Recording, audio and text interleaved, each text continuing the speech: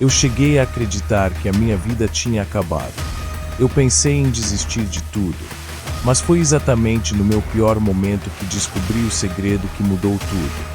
E o que vou te contar agora pode transformar a sua história também. Meu nome é Cássio, tenho 30 anos, e por muito tempo acreditei que tinha a vida sob controle. Eu não era rico, nem famoso, mas tinha uma rotina estável, uma família que me amava e alguns sonhos que me faziam levantar da cama todos os dias. Trabalhava numa empresa de tecnologia em São Paulo, um daqueles escritórios modernos cheios de vidro, café expresso de graça e a pressão constante de prazos quase impossíveis de cumprir. Eu acreditava que o futuro dependia exclusivamente do meu esforço. Essa era a frase que eu repetia a mim mesmo. Quem corre atrás, conquista. E durante muito tempo, funcionou. Eu cresci no interior, filho de um pedreiro e de uma costureira, e desde cedo aprendi o valor do trabalho. Vi meus pais se sacrificando para pagar meus estudos, vi meu pai chegar em casa com as mãos calejadas e o corpo cansado, mas ainda assim sorrir quando via a família reunida à mesa. Na adolescência, decidi que faria tudo diferente. Não queria que minha vida fosse apenas sobreviver. Eu queria vencer. Sonhava em ter uma vida confortável, dar orgulho aos meus pais e provar a mim mesmo que eu poderia ir além. Quando consegui entrar numa universidade pública, foi como se tivesse atravessado um portal. Eu me sentia escolhido, alguém que finalmente tinha escapado das estatísticas. Aos 22 anos, já tinha meu primeiro estágio, aos 25, meu primeiro carro, e aos 27, estava morando sozinho, num apartamento pequeno, mas que eu chamava com orgulho de meu canto. Eu me sentia imbatível. Achava que tinha descoberto a fórmula da vida, trabalhar duro, planejar com disciplina e colher os frutos. Só que existe uma armadilha silenciosa no excesso de autoconfiança. A gente começa a acreditar que nada pode nos atingir.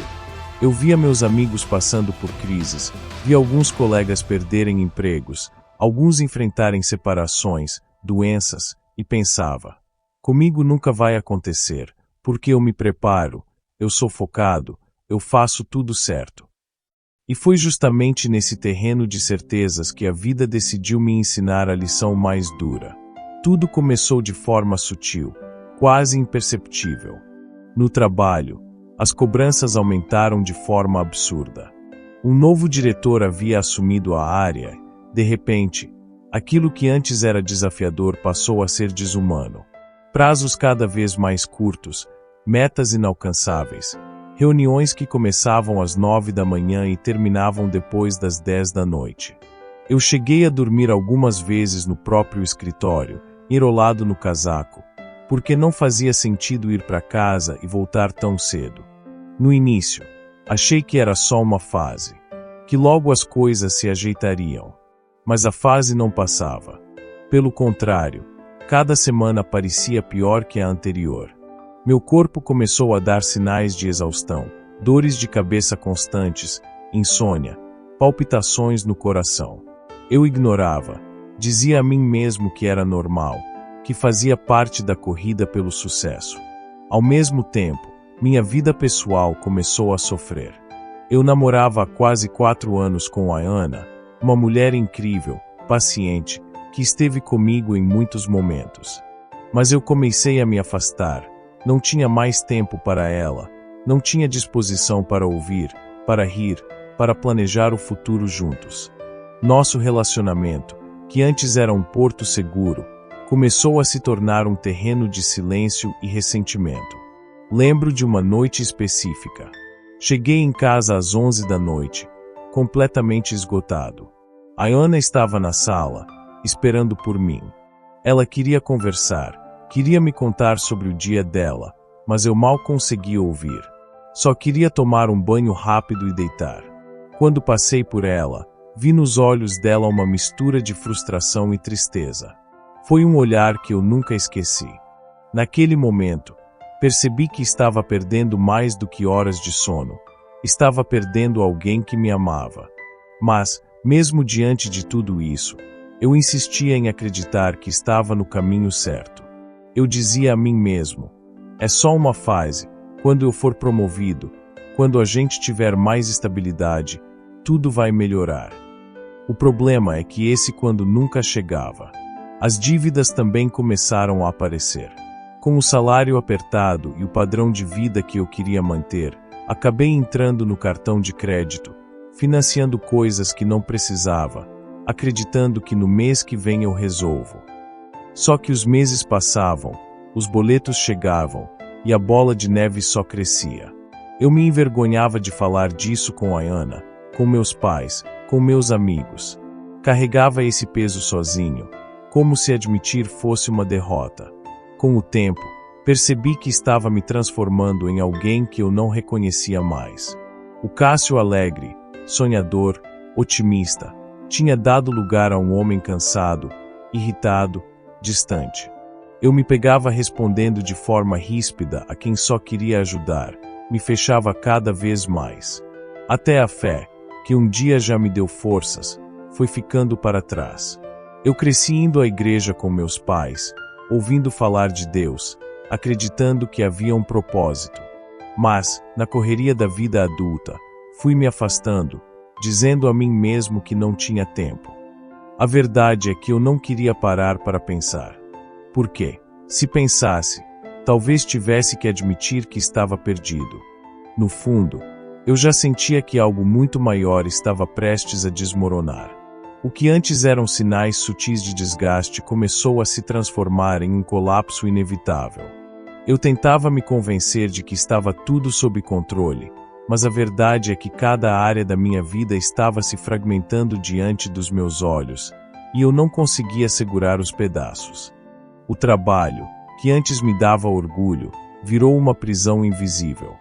Acordava cedo, sem energia, arrastava o corpo até o escritório, colocava o crachá e me tornava outra pessoa, uma máquina de atender prazos.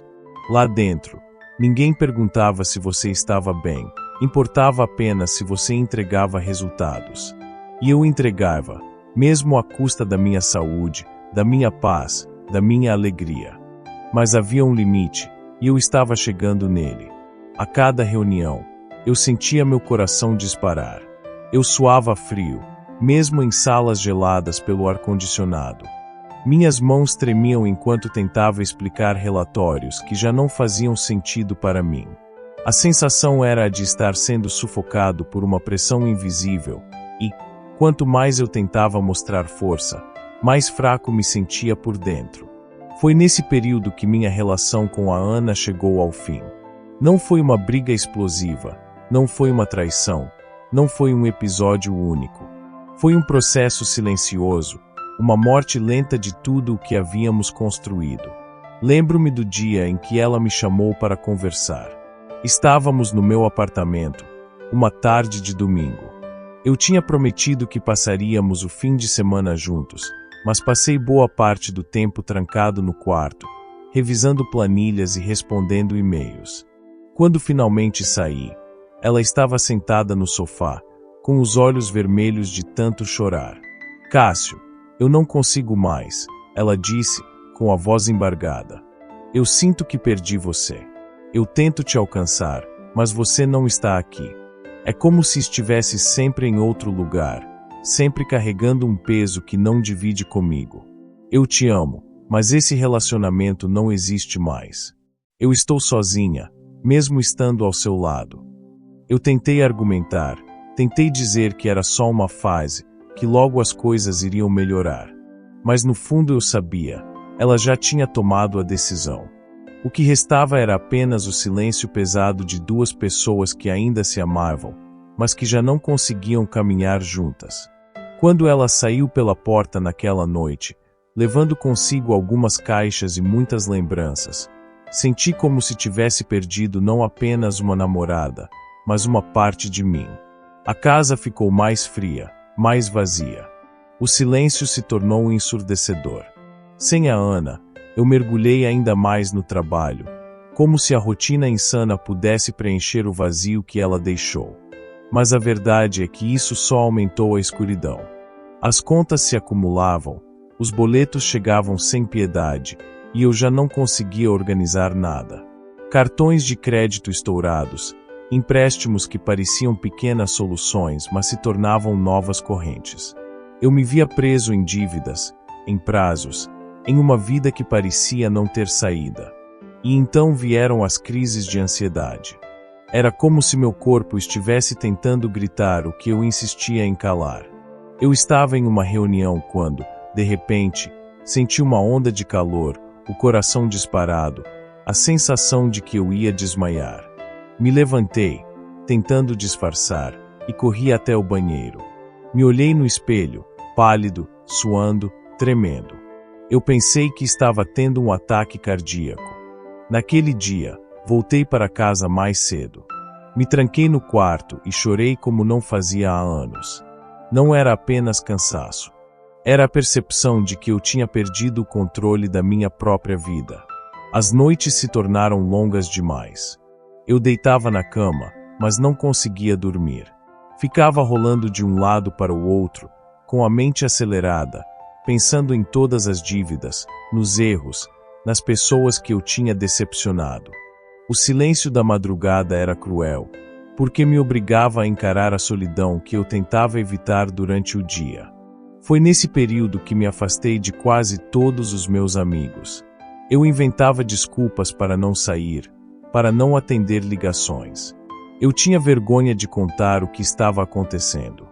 Eu era o cara que sempre tinha a vida nos eixos, que inspirava confiança, que parecia saber para onde estava indo. E agora? Agora eu era apenas um homem de 30 anos, quebrado por dentro, tentando manter uma máscara que já não enganava ninguém. Eu comecei a me perguntar: onde foi que eu errei? O que aconteceu com aquele jovem cheio de sonhos e energia? Como cheguei até aqui, tão vazio, tão sem rumo? A resposta não vinha. E o silêncio de Deus, que eu já não buscava há tanto tempo, parecia confirmar minha sensação de abandono. Eu me lembrava das orações que fazia quando era criança, das canções que cantava na igreja ao lado dos meus pais, e pensava: será que tudo isso era só ilusão? Será que eu acreditei em algo que nunca existiu? Essas perguntas eram como facas afiadas, cortando a pouca esperança que ainda me restava. Um dia, voltando do trabalho, sentei no banco de uma praça próxima ao meu apartamento. Era noite, as luzes da cidade brilhavam ao redor, e eu me senti minúsculo diante daquele cenário. Olhei para o céu e perguntei, quase em sussurro: Deus, se o Senhor existe, por que me deixou chegar até aqui? Porque eu sinto que não tenho mais forças. Nenhuma resposta veio. Apenas o vento frio daquela noite. Naquele momento, percebi que estava sozinho de verdade. Ou pelo menos era assim que eu me sentia. Depois daquela noite na praça, algo dentro de mim se quebrou de vez. Não foi um estalo repentino, mas uma espécie de entrega amarga, como se eu tivesse aceitado que nada mais iria melhorar. Eu continuei vivendo, claro, acordava, ia para o trabalho, pagava contas, fazia o que precisava ser feito, mas já não havia brilho nos meus olhos, nem propósito em meus passos. Era como se eu tivesse me transformado num fantasma de mim mesmo. Eu andava pelas ruas apressado, cercado de gente, mas por dentro me sentia invisível. Eu sorria quando era necessário, mas cada sorriso era uma máscara que escondia um coração cansado. E então vieram as perdas que me empurraram ainda mais para o fundo. A primeira foi no trabalho. Depois de anos de esforço, noites sem dormir e dedicação além do normal, recebi um aviso frio do Departamento de Recursos Humanos. Eu estava sendo desligado. A empresa alegava reestruturação, mas, no fundo, eu sabia que já não rendia o que esperavam. Meu corpo e minha mente estavam exaustos, e isso transparecia em cada relatório atrasado, em cada apresentação mal feita. Eu me lembro de estar sentado diante da gerente de RH, tentando manter a compostura, enquanto ela falava com aquele tom ensaiado de quem repete as mesmas palavras dezenas de vezes por semana. Dentro de mim, tudo gritava: Eu queria dizer que tinha dado minha vida por aquele emprego, que tinha sacrificado minha saúde, meu relacionamento, meus sonhos. Mas o nó na garganta não me deixou falar. Apenas assinei os papéis, agradeci e saí pela porta com uma caixa de papelão nas mãos, como em cena de filme. Aquela caminhada até o estacionamento foi uma das mais longas da minha vida. Cada passo parecia pesar uma tonelada. Eu me perguntava: e agora? O que eu faço da minha vida? Como vou pagar minhas dívidas? Meu aluguel? Quem eu sou sem esse trabalho? Sem emprego, as dívidas se tornaram ainda mais sufocantes. Os telefonemas de cobrança começaram a chegar todos os dias. Eu evitava atender, mas a sensação de fracasso me perseguia mesmo no silêncio. Cada ligação perdida era um lembrete de que eu estava afundando. E como se não bastasse, naquele mesmo período, recebi uma ligação do hospital. Minha mãe havia sido internada às pressas, depois de um mal-estar repentino. Corri para o interior, coração disparado, e encontrei meu pai sentado na sala de espera, com o olhar perdido. Foi um dos momentos mais duros da minha vida. Ver meu pai, aquele homem forte, que sempre foi meu exemplo de resiliência, tão fragilizado diante da possibilidade de perder a companheira, partiu meu coração. Graças a Deus, minha mãe se recuperou depois de alguns dias. Não foi nada grave, apenas uma complicação passageira. Mas aquele susto me mostrou o quanto eu estava distante da minha família. Eu, que sempre sonhei em dar orgulho a eles, percebi que estava falhando até mesmo em estar presente quando mais precisavam. Voltei para São Paulo ainda mais vazio. O apartamento parecia uma prisão. As paredes silenciosas pareciam me engolir. O sofá onde eu e a Ana passamos tantas noites juntos agora era apenas um objeto sem vida. Eu olhava para aquele espaço e me perguntava se algum dia voltaria a sentir felicidade ali. Foi então que cheguei ao ponto mais baixo. A ideia de desistir de tudo começou a rondar minha mente. Não era apenas um pensamento passageiro. Era uma sombra constante, uma voz sussurrando que talvez fosse melhor parar de lutar. Eu me envergonho de admitir, mas houve noites em que pensei seriamente em colocar um fim em toda aquela dor. Eu me sentava no chão frio da sala, olhando para o nada, e imaginava como seria simplesmente não existir mais. O cansaço era tão grande que a morte parecia uma espécie de descanso. Eu não tinha coragem de falar sobre isso com ninguém, porque tinha medo do julgamento, medo de ser considerado fraco. Então carregava esse peso em silêncio, sorrindo para os vizinhos no elevador e chorando escondido quando a porta do apartamento se fechava. Uma dessas noites ficou gravada na minha memória. Chovia forte lá fora, e as gotas batiam contra a janela como se quisessem me lembrar de que o mundo continuava, mesmo sem mim. Eu estava sentado no chão, abraçando os joelhos, quando deixei escapar um grito abafado. Eu não aguento mais. Minha voz ecoou pelo vazio do apartamento, e naquele instante senti como se todo o peso da minha vida tivesse caído sobre mim de uma vez. Mas foi também nessa noite que algo, ainda que pequeno, começou a mudar.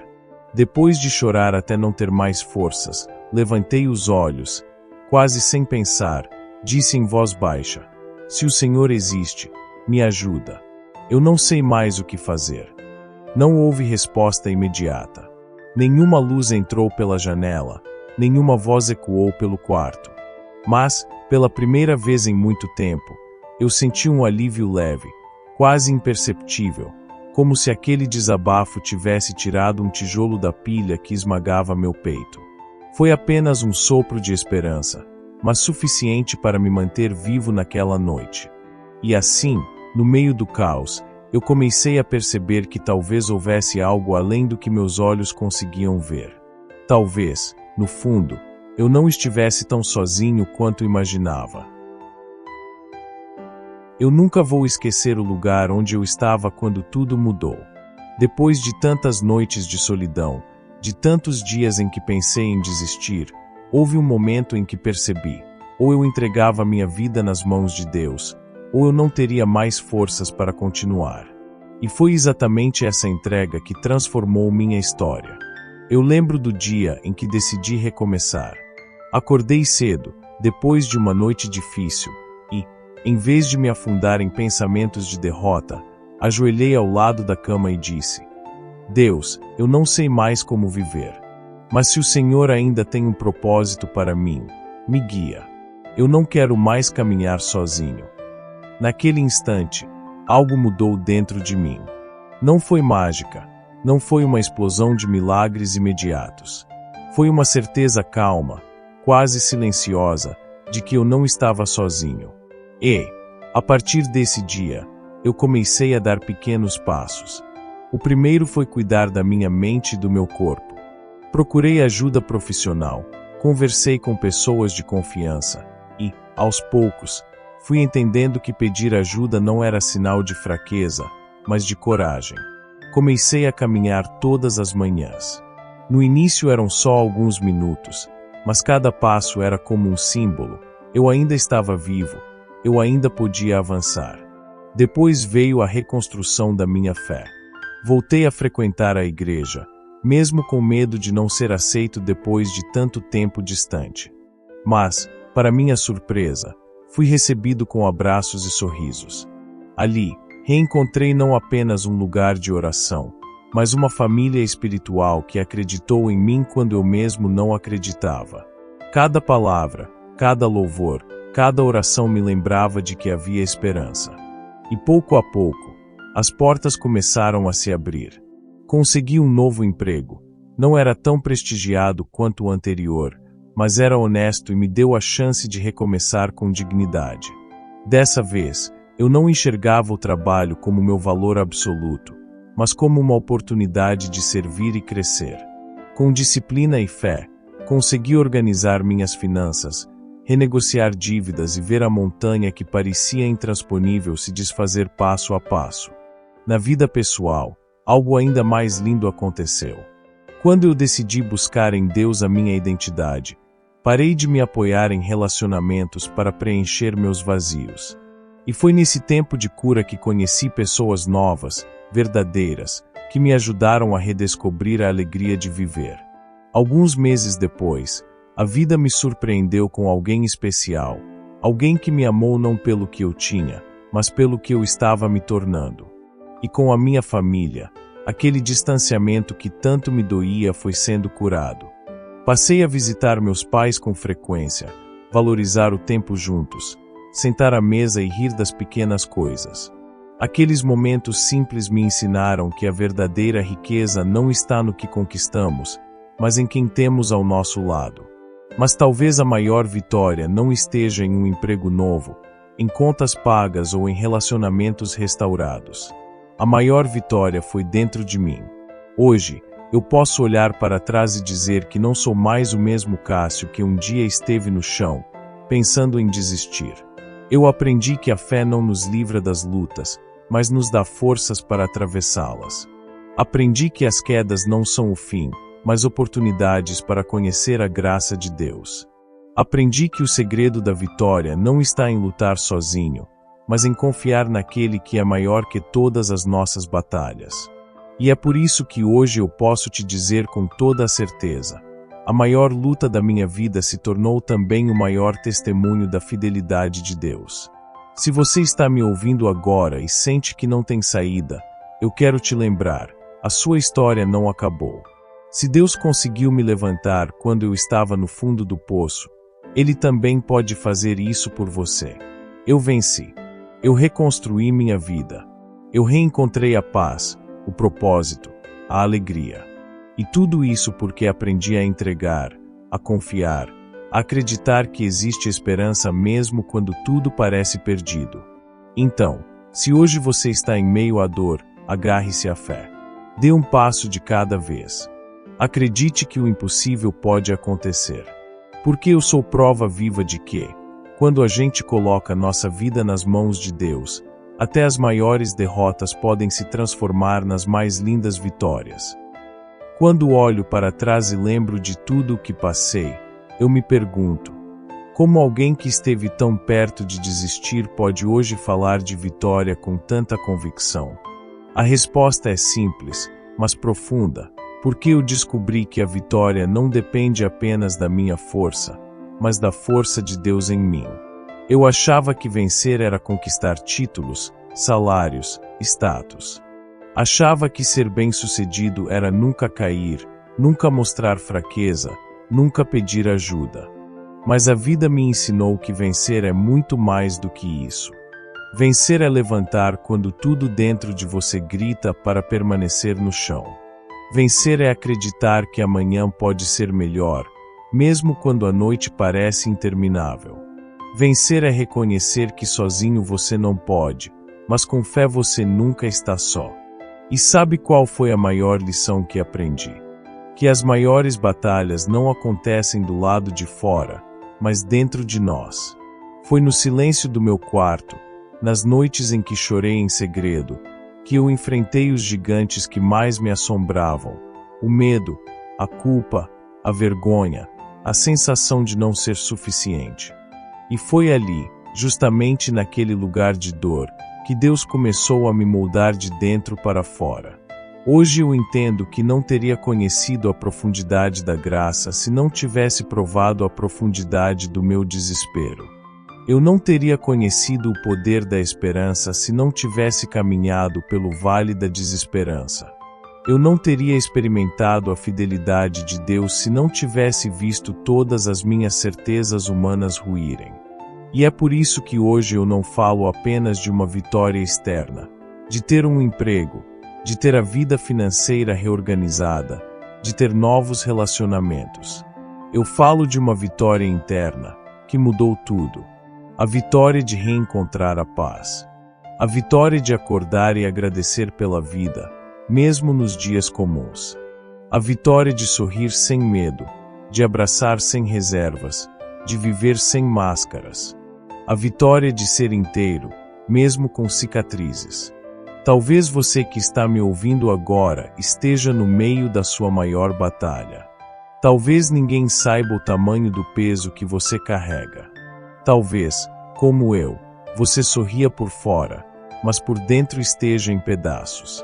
Eu sei como é. Eu sei o que significa se sentir sozinho no meio da multidão, se sentir cansado de lutar, se sentir invisível até mesmo para Deus. Mas quero que você ouça isso com atenção. Você não está sozinho. A mesma mão que me levantou está estendida para você. O mesmo Deus que transformou a minha dor em testemunho pode transformar a sua história também. Eu não estou dizendo que será fácil. Não estou dizendo que a dor vai desaparecer de um dia para o outro.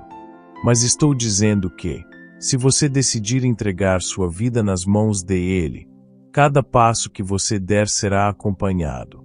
E mesmo quando parecer que nada mudou, você vai perceber que está mais forte, mais firme, mais confiante. Hoje, olhando para minha jornada, vejo que cada lágrima teve um propósito. A perda do emprego me ensinou que minha identidade não está no crachá. O fim do relacionamento me mostrou que o amor verdadeiro começa quando aprendemos a nos amar como Deus nos ama. As dívidas me ensinaram a valorizar o pouco e a viver com simplicidade. E até as noites em que pensei em desistir me ensinaram que a vida é um presente precioso, que não pode ser desperdiçado. A vida me quebrou, mas Deus usou cada pedaço para construir algo novo. E agora eu digo com convicção: se eu venci, você também pode vencer. Talvez sua luta seja diferente da minha. Talvez você esteja enfrentando uma doença, uma perda, uma crise familiar, ou até mesmo batalhas silenciosas dentro da sua mente. Mas, independentemente de qual seja a sua luta, o segredo é o mesmo: não lute sozinho. Convide Deus para a batalha. Entregue o controle que você nunca teve de verdade. E confie que, no tempo certo, a vitória virá. Eu gostaria que você guardasse uma imagem. Imagine uma ferida profunda, que parece impossível de cicatrizar. Agora imagine essa ferida sendo cuidada dia após dia, Até que, com o tempo, ela se transforma em cicatriz. A cicatriz não desaparece, mas ela deixa de doer. E, mais do que isso, se torna uma lembrança de que você sobreviveu, de que você venceu. Assim é a vida com Deus. Ele não apaga nossa história, mas transforma nossas dores em testemunhos. Hoje eu carrego cicatrizes, mas elas não me envergonham. Elas contam a história de um homem que caiu, mas foi levantado. De alguém que achou que tinha perdido tudo, mas descobriu que, em Deus, tinha tudo o que precisava. E é por isso que falo com tanta paixão, porque eu sei que essa mesma transformação pode acontecer com você. Se hoje você sente que está no fim, lembre-se, o fim para você pode ser o começo para Deus. Se hoje você sente que não tem forças, lembre-se, a força dele se aperfeiçoa na sua fraqueza. Se hoje você pensa em desistir, lembre-se, a vitória pode estar mais próxima do que você imagina. Eu não sou mais aquele homem quebrado, perdido, cansado. Eu sou prova viva de que a fé pode reconstruir o impossível. E se você continuar acreditando, continuar dando um passo de cada vez, você também vai poder olhar para trás e dizer: eu venci a maior luta da minha vida. Então, não desista. Não pare. Não deixe que a dor defina quem você é. Acredite. Espere. Confie. Porque, assim como aconteceu comigo, a sua vitória também vai chegar.